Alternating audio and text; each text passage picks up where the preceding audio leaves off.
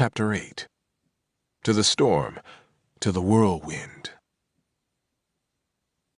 In the year of the nation's centennial, the Democratic Party fielded Samuel Tilden, New York's rather dour, taciturn governor who had waged a valiant anti-corruption campaign in the Empire State. The Republican Party fielded a governor too, Ohio's Rutherford B. Hayes, a former Union general. The jovial Hayes had generally supported the radicals when it came to Reconstruction, but as Ari Hogenboom tells us, by 1876, Hayes had begun to consider a policy that would allow local self-rule, without military intervention, for the South, if white Southerners would respect the political rights of blacks.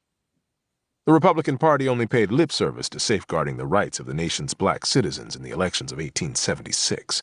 The general consensus in the party was that Reconstruction had run its course. Republicans, not all but enough, were weary, very weary, of Reconstruction.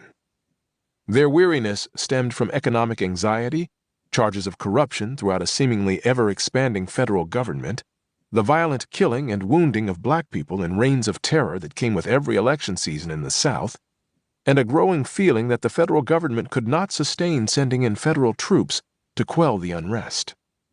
Southern Democrats had been very effective in intimidating black voters with targeted terrorism and sadistic demonstrations of force. In addition, the Republican Party needed to get its house in order. Back in the presidential election of 1872, there had been a split in the party. The liberal Republicans, a faction that favored the end of radical Reconstruction, nominated New York Tribune editor Horace Greeley to run against the incumbent Ulysses S. Grant. Democrats threw their support behind Greeley. Grant won, but the party was fractured. What's more, Grant's administration had been tainted by scandals. In one case, government officials, in league with alcohol distillers and distributors in the Midwest, cheated the federal government out of liquor-related taxes. President Grant's personal secretary, Orville Babcock, was among the men a grand jury indicted as a conspirator in this whiskey ring in December 1875. A jury later found Babcock not guilty, but the incident bruised Grant's reputation. The Republican Party not only needed to heal, but also to repair its reputation. And we should not underestimate the role of the economy. The nation was still in the grips of a depression.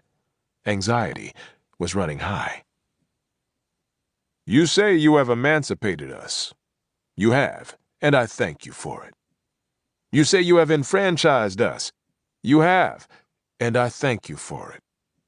But what is your emancipation? What is your enfranchisement? What does it all amount to if the black man, after having been made free by the letter of your law, is unable to exercise that freedom, and, after having been freed from the slaveholder's lash, he is to be subject to the slaveholder's shotgun? Oh, you freed us.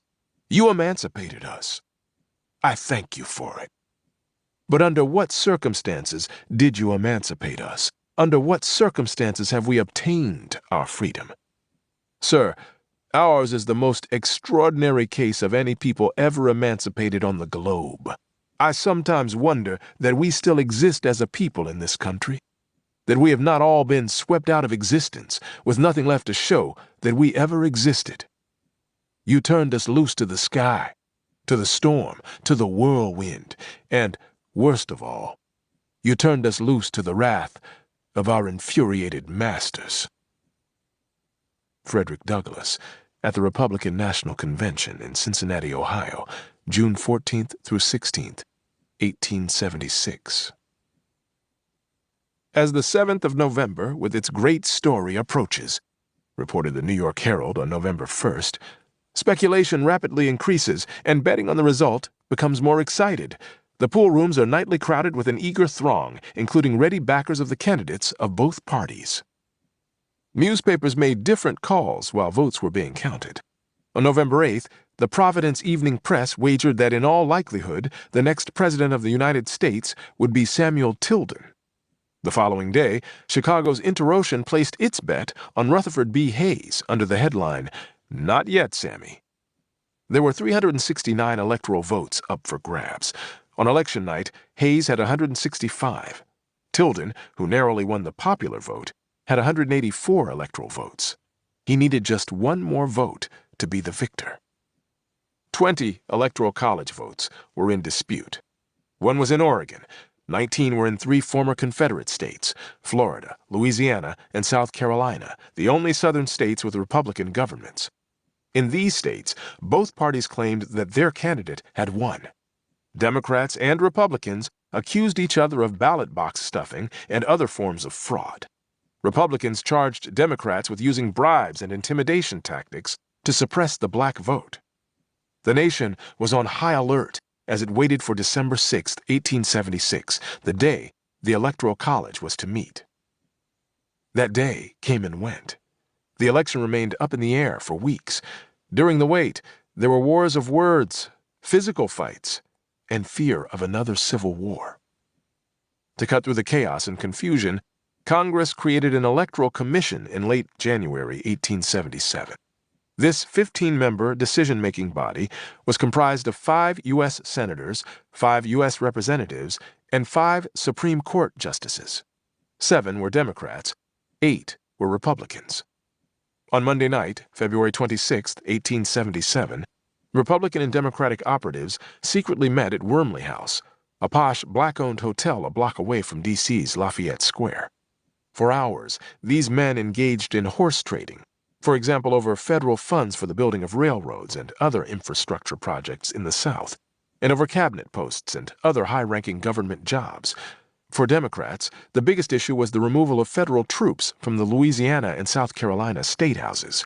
These were the last remaining federal troops in the South. They would let Hayes become the nation's 19th president if he agreed at long last to remove the troops. Inauguration Day, March 4th, 1877, fell on a Sunday, so the ceremony was held on the 5th. It was a cloudy, slightly snowy day when, on the Capitol's east portico, Supreme Court Chief Justice Morrison R. Waite administered the oath of office to Rutherford Birchard Hayes. By the end of April 1877, President Hayes had ordered federal troops out of the Louisiana and South Carolina state houses. White Democrats were beside themselves with joy, ginning up to rule.